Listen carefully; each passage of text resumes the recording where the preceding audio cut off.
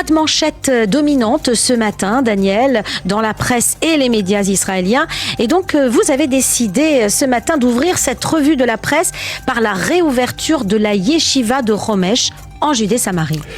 Oui, c'est en effet la manchette du Israël Hayom ce matin et l'un des 3 titres majeurs du Yediot Aharonot. Le Israël Hayom révèle que le ministère de l'Éducation a décidé de planifier des excursions de lycéens dans la localité de Homesh, évacuée en 2005 dans le cadre de l'évacuation du Gush Katif, une mesure décidée à l'époque par le gouvernement d'Ariel Sharon, et que les excursions dont on parle devront se faire en étroite coordination avec Tzahal. Le Yediot Aharonot, lui, cite les Américains qui sont furieux, il faut l'avouer, après l'installation d'un bâtiment préfabriqué à Homesh, on va dire près de Homesh.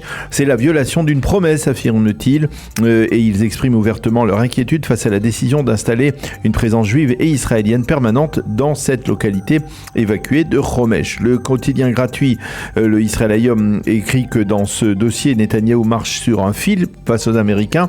Le Haaretz lui annonce en page d'ouverture de son site qu'en cautionnant le retour des habitants juifs à Homesh, l'armée israélienne a donné son feu vert à une démarche illégale. Et justement, Daniel, vous avez consulté les éditoriaux à propos de cette démarche à Homesh. Oui, et dans ces éditoriaux, on trouve d'abord celui de Hanan Greenwald dans le Israël Hayom qui affirme que l'argument avancé par des responsables sécuritaires selon lequel le bâtiment préfabriqué installé avant-hier soir à Homesh risque de déstabiliser la région est sans fondement. Il explique que les implantations dans le nord de la Samarie sont, je cite, le dôme de fer qui protège le centre du pays et la métropole de Tel Aviv.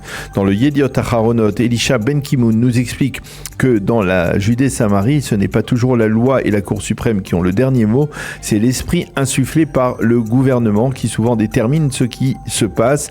Ben Dror Yemini écrit dans le Yediot Aharonot, il nous alerte dans le Yediot et affirme que nous sommes engagés sur la voie d'un État binational et que la restauration de l'implantation de Homesh est le reflet de cette dégradation. Une fois de plus, Yemini met en avant ce qu'il appelle la droite antisioniste, celle qui selon lui rêve d'un seul et grand État d'Israël qui encourage la création de nouvelles implantations, une droite antisioniste qui siège actuellement au gouvernement.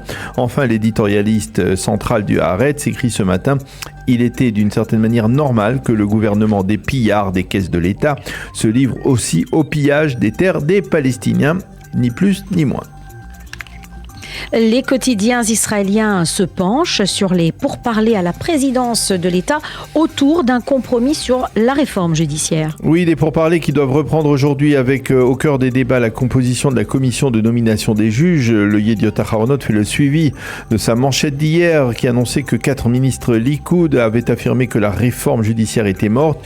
Et le journal, comme d'ailleurs toute la presse, cite ce matin la réaction de Benjamin Netanyahou qui a dit hier: la réforme n'est pas morte, mais nous essayons de parvenir avant tout à un compromis avec l'opposition.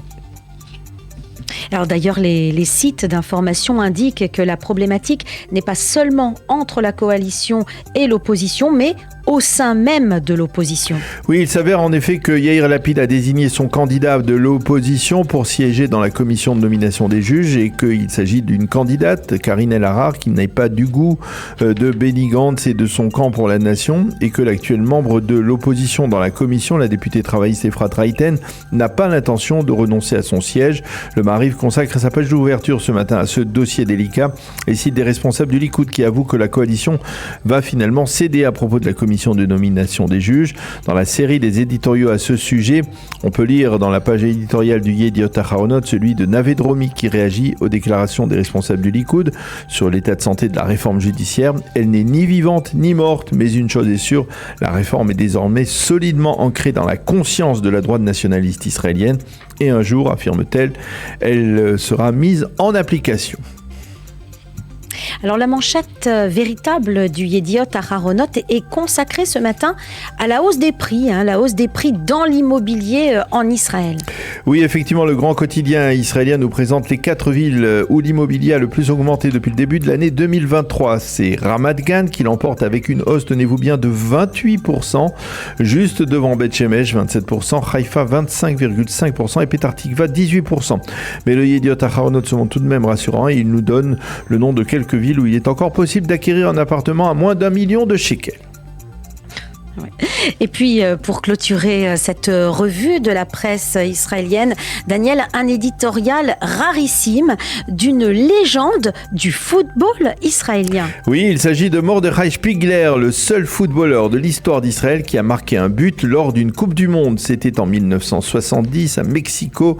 Il y a donc de cela 53 ans. Et ce matin, Mordechai Spiegler, comme on l'appelle en Israël, a accepté de rédiger un éditorial en première page du Israël Hayom pour encourager la sélection israélienne des moins de 20 ans qui jouera ce soir en 8e des finales du Mundialito, la Coupe du Monde des moins de 20 ans, face à l'équipe d'Ouzbékistan qui est championne d'Asie. Ces jeunes footballeurs, écrit Mordechai Spiegler, savent parfaitement ce qu'il faut faire pour se qualifier. Rappelons que Spiegler fut aussi un joueur célèbre du Paris Saint-Germain.